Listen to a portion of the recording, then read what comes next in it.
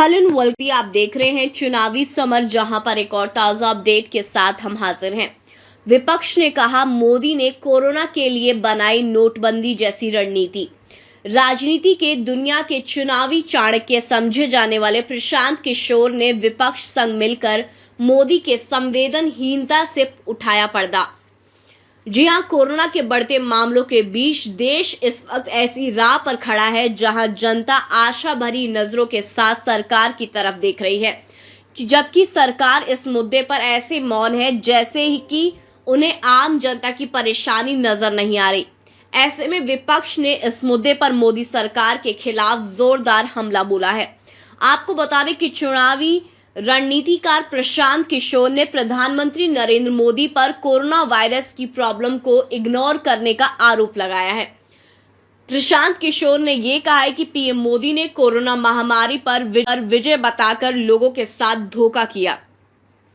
उन्होंने कहा कि मोदी सरकार का संकट की परिस्थितियों को संभालने का तरीका यह है कि पहले अपनी दूरदर्शिता को और समझ को छुपाने के लिए समस्या को ही इग्नोर करो, इसके बाद अचानक ही कंट्रोल अपने हाथ में ले लो और जीतने का झूठा दावा करो।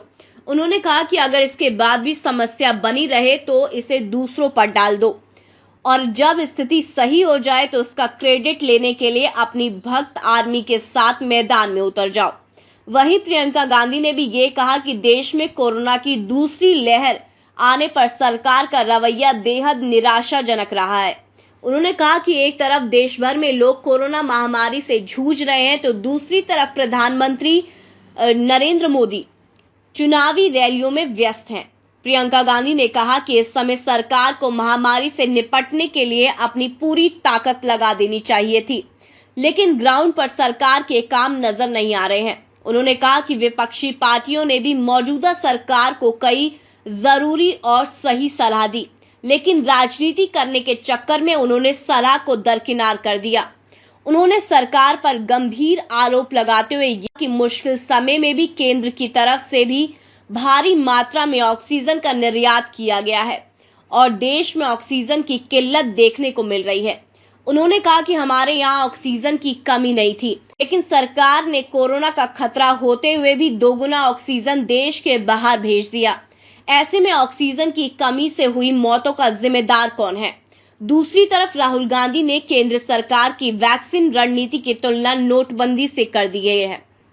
उन्होंने लोगों की समस्या का मुद्दा उठाते हुए सरकार को आड़े हाथों लेते हुए ये कहा कि केंद्र सरकार का वैक्सीन रणनीति नोटबंदी से कम नहीं है। उन्होंने कहा कि आम जनता लाइनों में लगेगी, धन, स्वास्थ्य व जान का नुकसान झेलेगी और अंत में सिर्फ कुछ उद्योगपतियों का फायदा होगा। इस तरह प्रशांत किशोर, प्रियंका गांधी और राहुल गांधी ने मिलकर मोदी की नीतियों पर हमला बोला है। वैसे जिस तरह से इन तीनों ने मोदी को उनकी नीतियों के लिए अलग अलग तरीके से घेरा है, उससे ऐसा लग रहा है कि ये सरकार जनता की नजरों में मुजरिम बनती हुई जा रही है और लोगों का यह अनुमान है कि आने वाले समय में जनता इसका हिसाब जरूर लेगी। तो इस पर आपकी जो भी राय है आप प्लीज कमेंट सेक्शन में लिखें। Thank you so much, keep watching today's for more news.